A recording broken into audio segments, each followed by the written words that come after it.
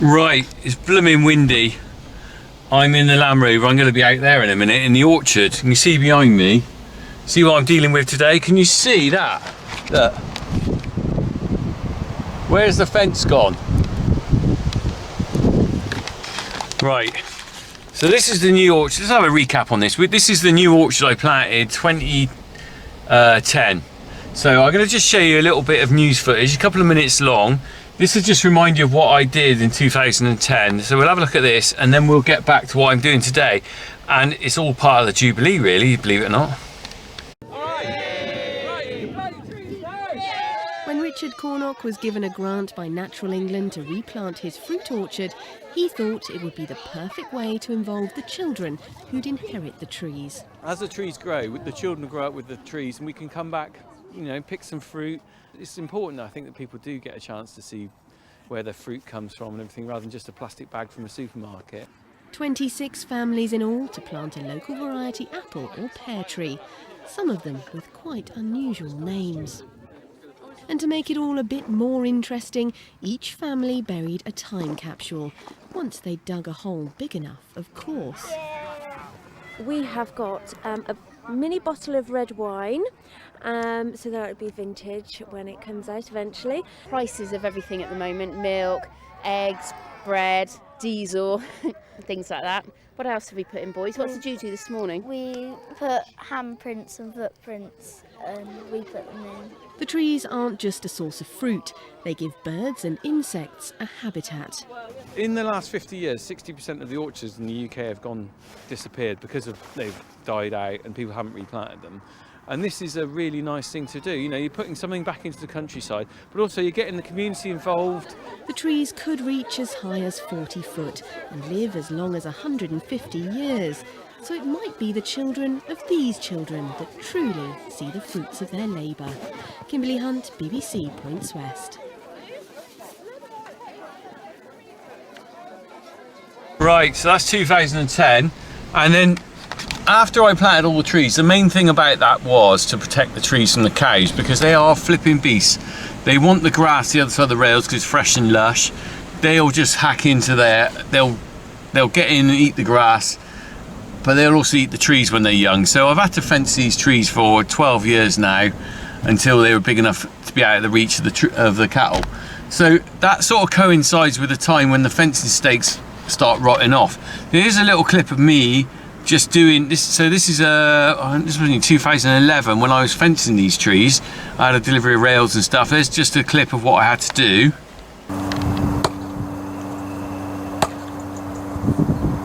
Hello mate, you coming to help? Hey? Hello.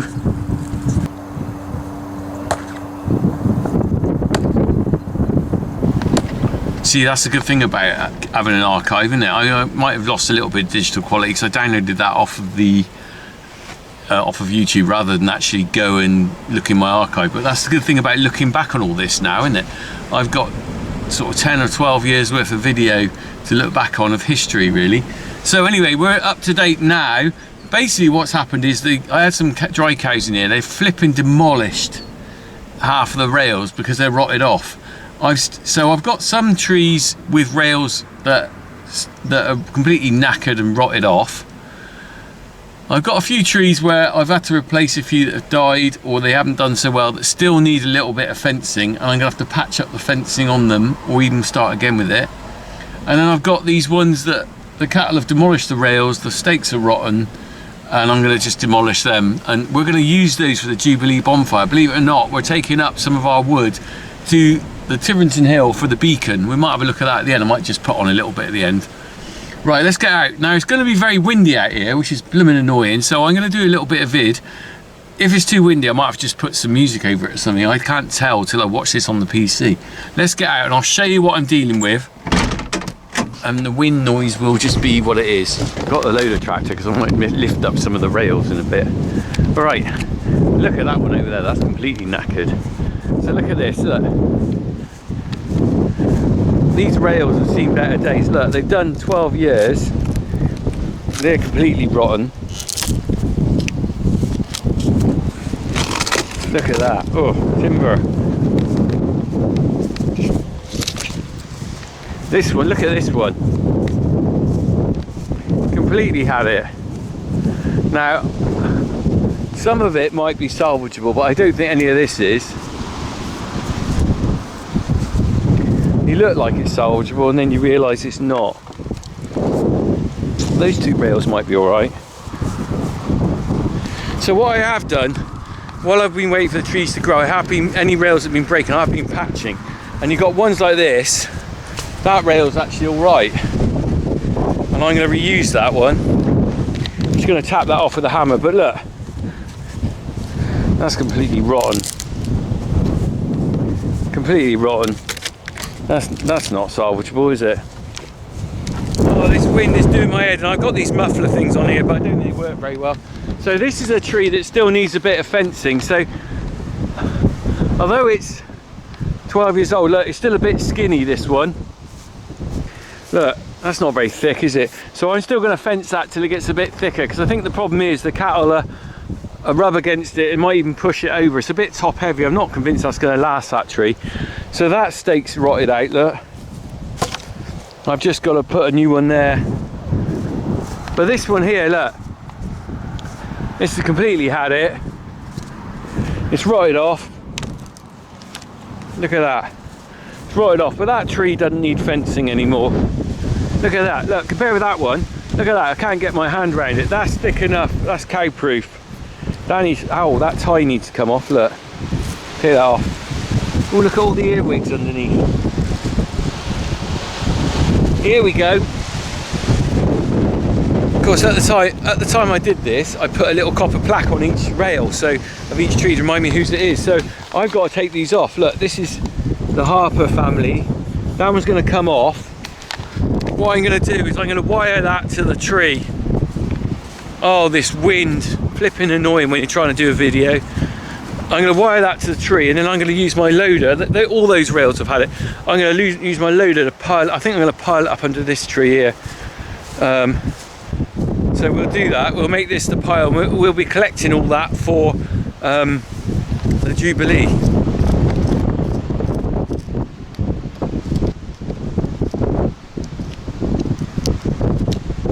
Right, well, it's quite important that I remember which tree is which in this orchard. So these plaques are brilliant. My friend Andy Chappell made them just by stamping out the names. So all I'm going to do now is I got a bit of wire, and I'm basically threading that through the holes.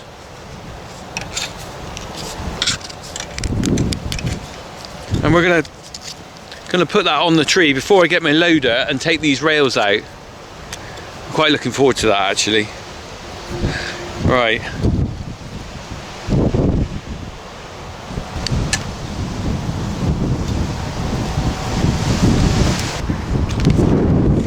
Right, this one behind me where I'm going to dump all the wood.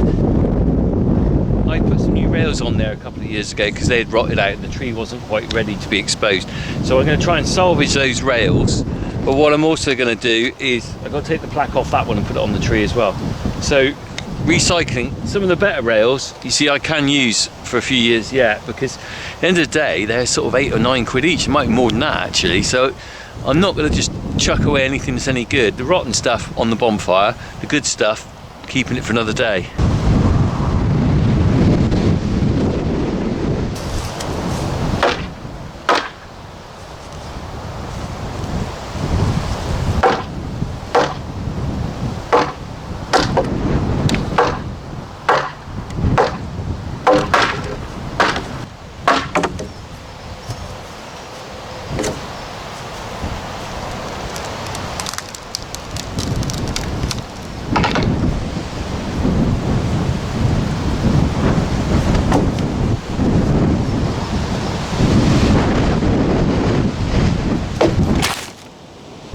Oh, so this wind is doing my head in out here.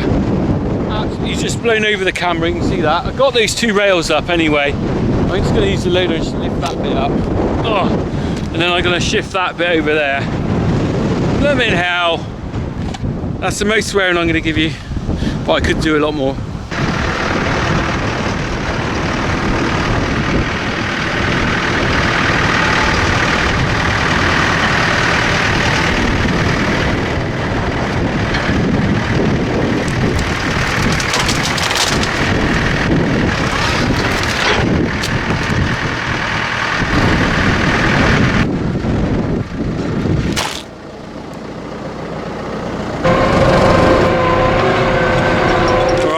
come inside the cab because it's so flipping windy. I've had enough. I'm fed up with that blooming wind. Right, don't you hate it when you have wind? Right, let's demolish this one as well. Look at that. Can I get that? Let's have a look.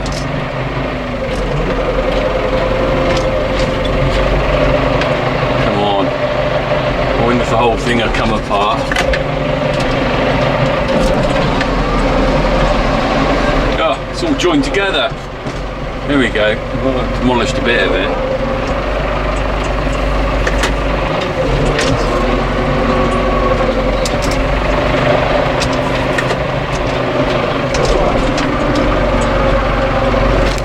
It's typical, isn't it? It might be rotten, but when you want it to break, it doesn't break.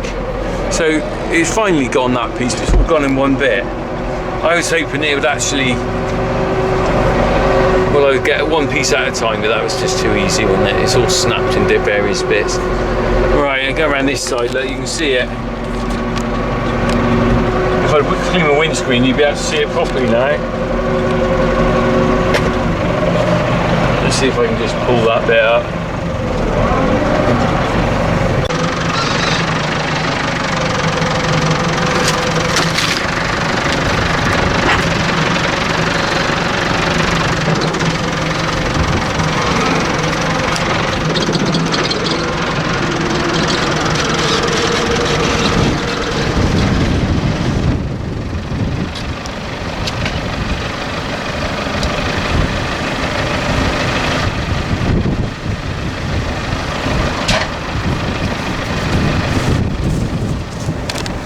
Didn't judge that very well, did I? I caught a bit of the turf. Right, just going to put that on the pile, come back for that bit.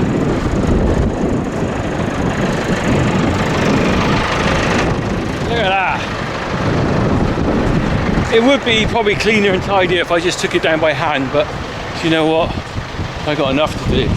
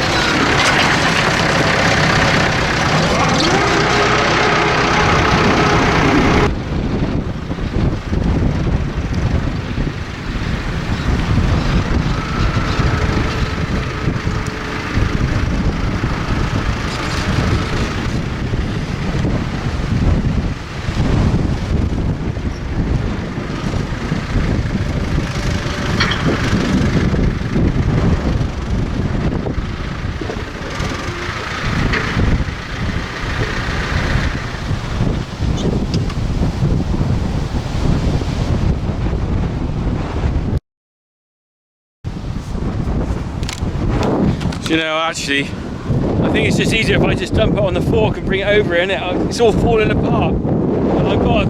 Oh, I hate this wind. Come on, stop it. Stop being windy.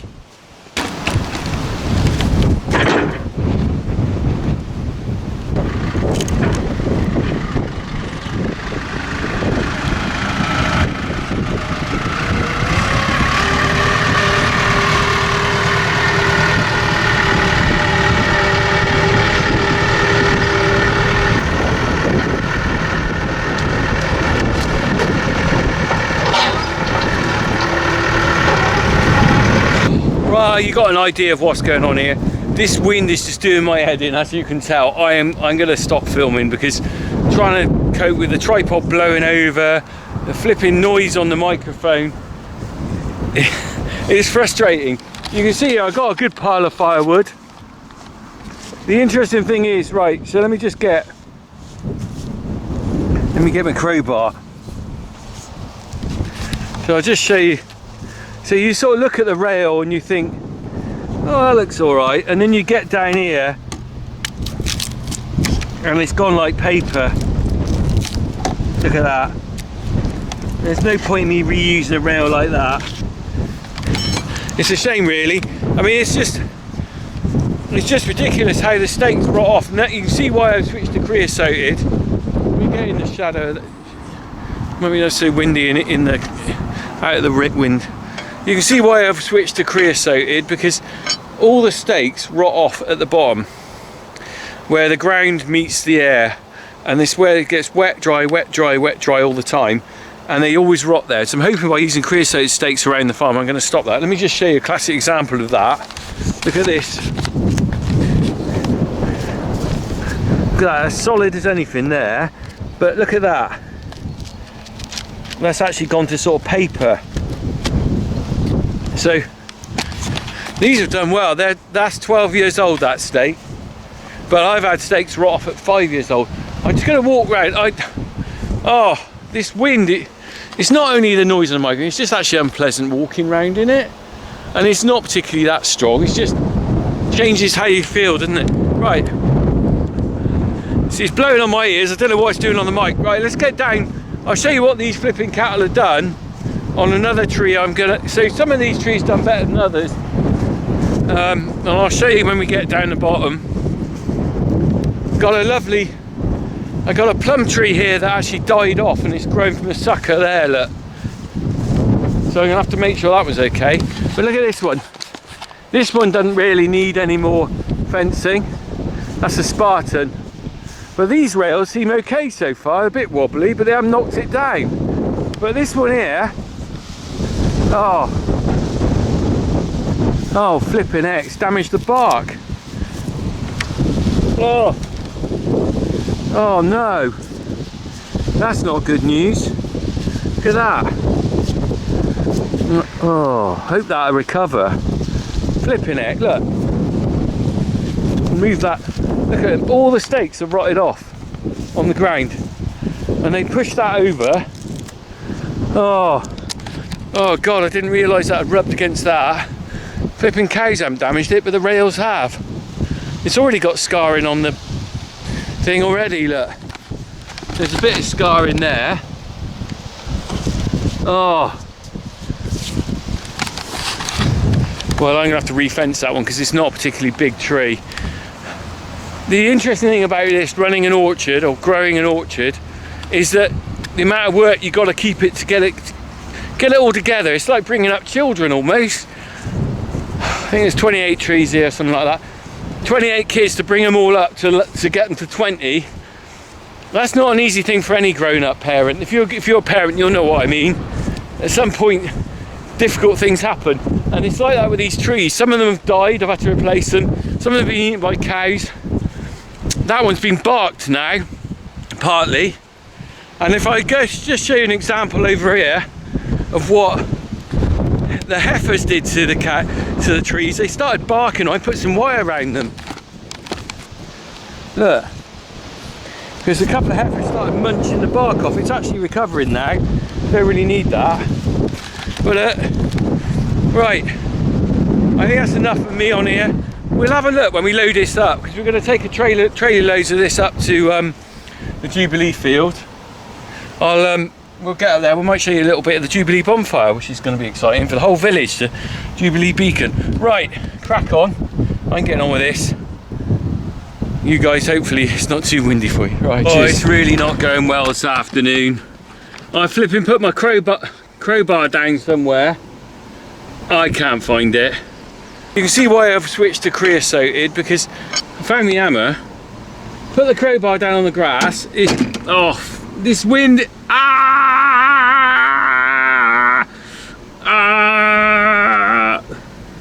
Anyway, where's my crowbar? Where have I put it?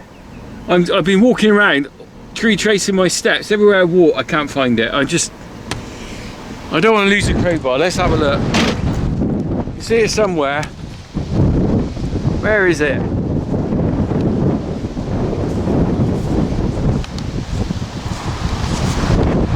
This is where you do pantomime style. It's behind you. Oh no, it isn't. It's behind you. It's flipping in. Right, anyway, I'll turn this off till I find it or I cry. See you in a minute. I've been looking for 10 minutes. I still can't find the flipping thing. I hate the thought of actually I might have to drive away from here and leave the crowbar in the field somewhere. for someone to find in 50 years time. Where the hell did I put it? You can see why I've switched to creosoted, because where did I put it? Where did I put it? I just dropped it. I'm sure I just left it on the ground for me to collect later. It's not in the Land Rover, it's not in the tractor. It's here somewhere. But where's somewhere? As you can tell from my voice, I'm a bit cross with myself. Oh, I have just had enough for today. I can't believe that. I spent another 10 minutes walking around looking for that crowbar. You can see why I've switched to creosoted, because where the hell I put it, I have no idea. I mean, the thing is, it's not exactly small, it's a big long iron thing. The grass is pretty short out here. Look, there isn't exactly a lot of covering. I can't see it anywhere. What have I done with it? Someone's eaten it. Well, I'm going to give up. I've had enough for today. The wind, the flipping tripod blowing over. Crowbar. Where the blooming hell? What have I done with my crowbar? If you're watching this video and you happen to be in this field in 50 years time and you're metal detecting and you find a crowbar, you know what the frustration I've been through having lost it. Oh. Do you know what? I'm usually really careful with my tools. I usually count them out and count them in when I leave, because it's always easy to leave something behind. But I'm not stupid. Well, that crowbar's got to be at least 20 years old. How have I flipping lost it in not exactly lost it in a big area? It's been crowbar napped, hasn't it? My crowbar has been crowbar napped. Well, I've had enough now. I'm going in. We'll recap when we take this all at the bonfire, hopefully. Crack on, not cracking on.